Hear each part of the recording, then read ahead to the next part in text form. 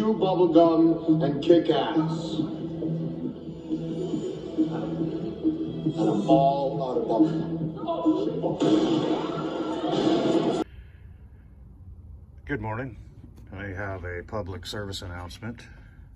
If you have a modern truck, diesel, that has a selective catalyst reduction system on it, if you have a CAC leak, such as this one had, you want to go ahead and fix it.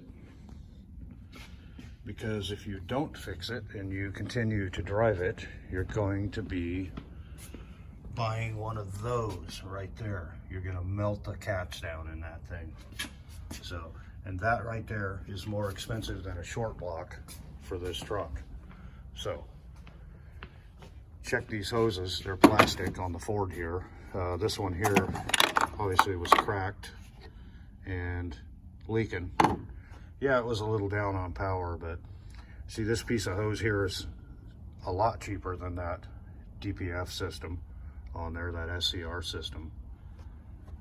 So you want to be sure and make sure you don't have any charge air cooler leaks, because you will melt the catalyst down in the SCR system.